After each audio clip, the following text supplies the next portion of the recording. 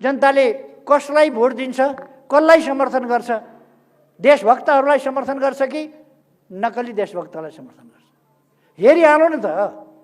तर उहाँहरू अहिले नै आत्तिएको हेर्नुभयो होला तपाईँहरूले, अहिले नै आत्तिनु भएको छ चुनाव कसरी रोक्ने। उहाँ निर्वाचन आयोगमा पुग्नुभयो कुदेर, चुनावको तयारी नगर, चुनाव गराउनु हुँदैन भनेर। अनि चुनाव गराउँदा के बिग्रियो त? नेकपालाई हराउनुहोस् न त तपाईँहरू सक्नुहुन्छ भने, रिस फेर्नुहोस् न त सक्नुहुन्छ भने। तर उहाँहरूको त्यो दम छैन। हामी महान सफलता हासिल गर्न सक्छौँ। एउटा महान शुद्धिकरणको आन्दोलन अभियान, एक ढङ्गले भन्ने हो भने स्वतः शुद्धिकरणको अभियान अगाडि बढेको छ र चलेको छ। अब पार्टीमा विकृति, विसङ्गति, अराजकता, अनुशासनहीनता, सिद्धान्तहीनता, स्वार्थी प्रवृत्ति, निजी र पारिवारिक पक्ष लिने र त्यसका लागि काम गर्ने प्रवृत्ति, यस्ता प्रवृत्तिहरू, अराजक प्रवृत्तिहरू, अराजनीतिक प्रवृत्तिहरू, यस्ता प्रवृत्तिहरू किनारा लागे।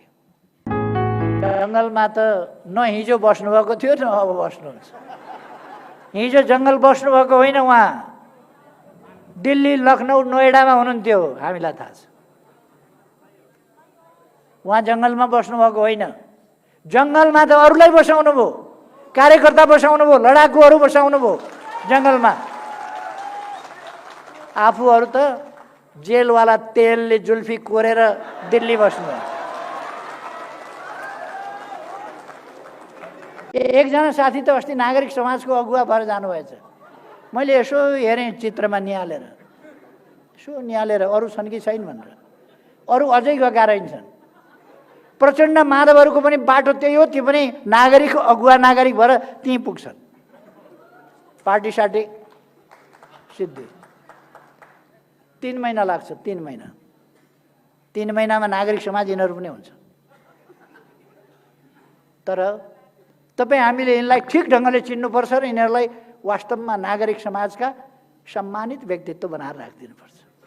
यो पार्टी सार्टी यिनीहरूले चलाउने कुरा होइन, गरी खाने कुरा होइन। हामीले ठिक गरेका छौँ। देशलाई अस्थिरतातिरबाट जानबाट रोकेका छौँ। जनताका बिचमा जाने, जनताको आदेश लिएर जनताले कसलाई भोट दिन्छ, कसलाई समर्थन गर्छ, देशभक्तहरूलाई समर्थन गर्छ कि नकली देशभक्तलाई समर्थन गर्छ, हेरिहाल्नु नि त। तर उहाँहरू अहिले नै आत्तिएको हेर्नुभयो होला तपाईँहरूले, अहिले नै आत्तिनु भएको छ चुनाव कसरी रोक्ने।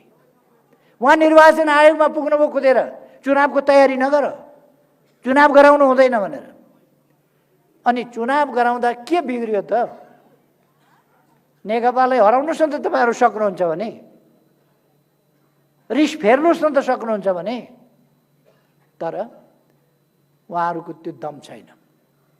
हामी महान सफलता हासिल गर्न सक्छौँ।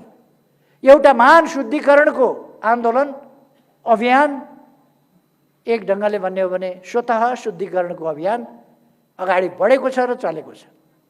अब पार्टीमा विकृति, विसङ्गति, अराजकता, अनुशासनहीनता, सिद्धान्तहीनता, स्वार्थी प्रवृत्ति, निजी र पारिवारिक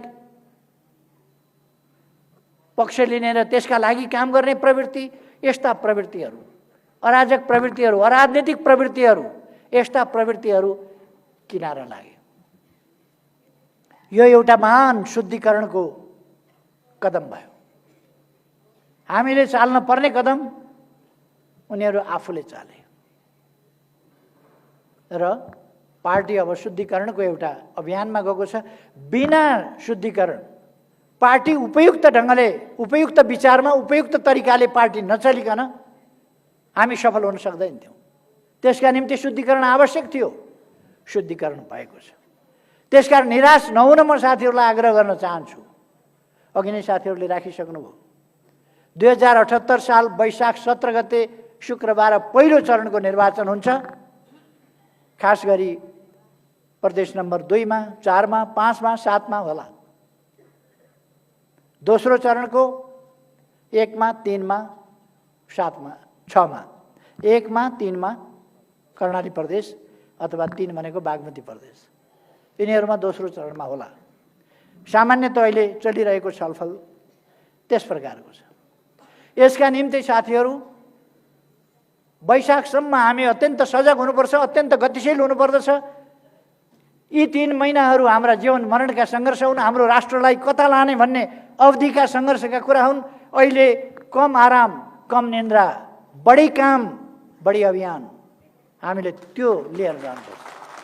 उहाँ त यस्तो फ्लोटिङ हुनुहुन्छ नि, फ्लोटिङ।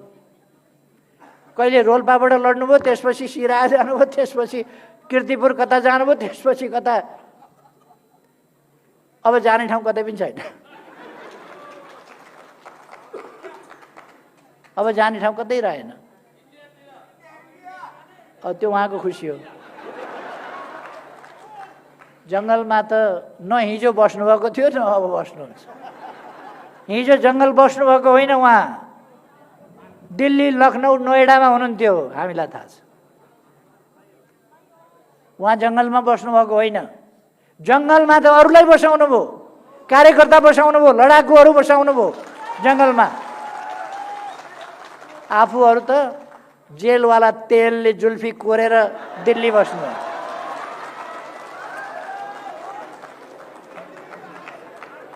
खैर, आज देश एउटा दो बाटोमा छ। हामीलाई अलिकति मनमा कसो कसो लाग्न सक्छ, पार्टी फुट्यो भनेर होइन, पार्टी फुट्यो भन्ने चिन्ता हुन सक्छ। तर तपाईँ भन्नुहोस्, आज पार्टीमा जुन एकता थियो त्यो एकता कति वर्षदेखि थिएन। आज हाम्रो पार्टी नेपालमा सबभन्दा बढी एकताबद्ध पार्टी हो। आजको दिनमा सबभन्दा अनुशासित पार्टी नेपालमा हाम्रो पार्टी हो। आजको दिनमा हिजो नेपालका पार्टीहरूमध्ये सबभन्दा गए गुज्रेको अराजक, अनुशासनहीन, गैताल पार्टी हाम्रो पार्टी भएको थियो। बिमारी के रहेछ भन्दा त्यही पिलो रहेछ, निचोरिएर गयो। किन यो टनटन टनटन दुखिरहेको छ भने त्यही पिलो रहेछ। उहाँहरू जानुभयो।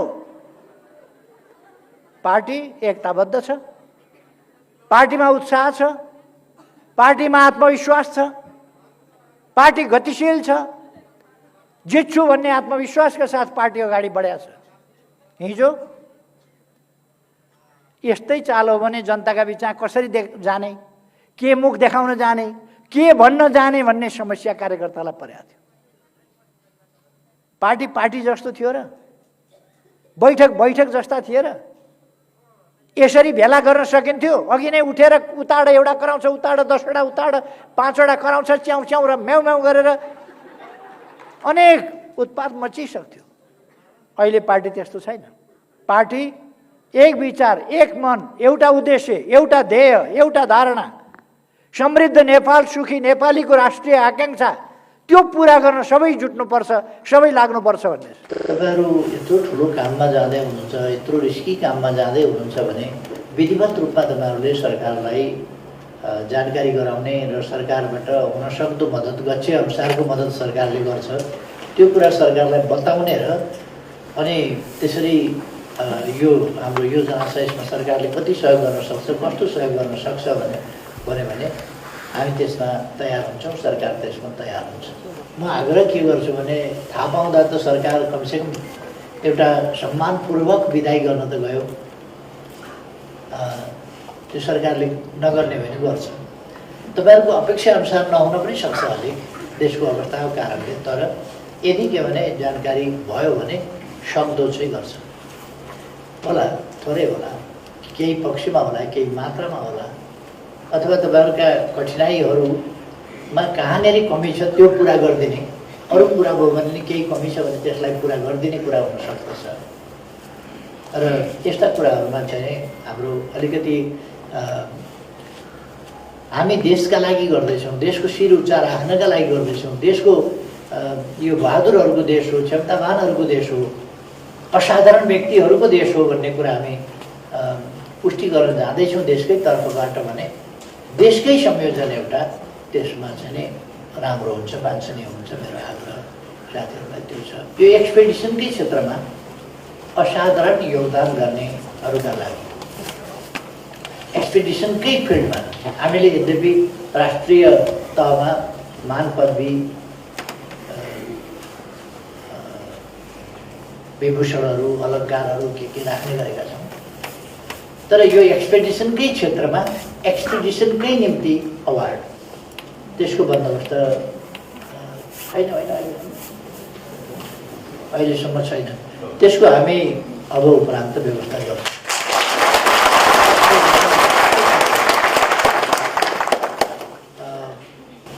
कुनै खालको हुनसक्छ माउन्टेन टाइगर्स, माउन्टेन कप्स अथवा त्यस्तै प्रकारका अरू प्रकारका चाहिँ मान पदवीबाट विभूषण गर्ने र त्यसको मापदण्ड हुन्छ कति भएपछि चाहिँ त्यसलाई कुन तहको पुरस्कार दिने भन्ने कुरा। त्यो कतिमा कस्तो तहको पुरस्कार, त्यो तहको पुरस्कारहरू एक्सपेडिसनका लागि हामी विशेष पुरस्कार, विशेष सम्मानको व्यवस्था गर्छौँ।